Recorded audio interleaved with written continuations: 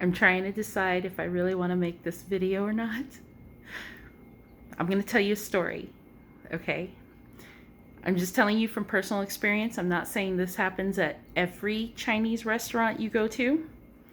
My very first job when I was 14 years old was washing dishes at a Chinese restaurant in a little armpit town up in Seattle, Washington.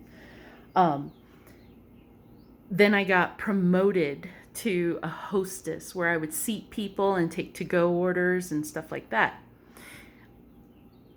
I eventually quit when I graduated. I don't know why I keep stalling because I just don't want to freak you guys out. Okay, so here's the point of the story. When you order food from a Chinese restaurant, at least this one, I don't want to offend anybody because if you own a Chinese restaurant and you're like, I don't do that, don't get mad at me. I'm just telling you my story.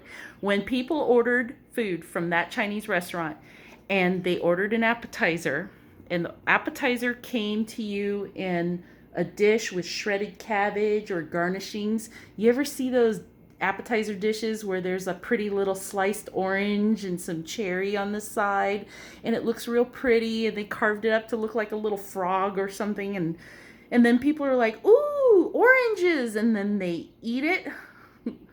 That's great.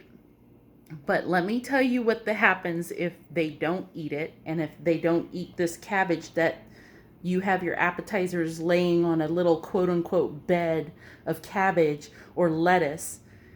It goes back into the kitchen, and hopefully they throw away the appetizers you don't eat, but they don't throw this away.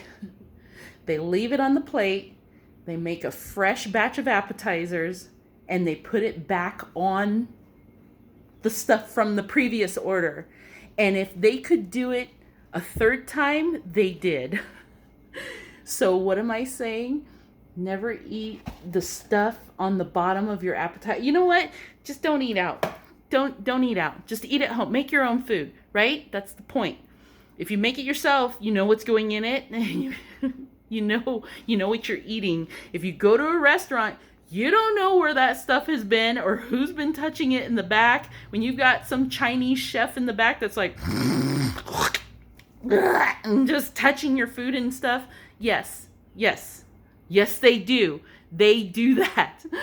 All of you that have worked in the restaurant business, you know how nasty that food is.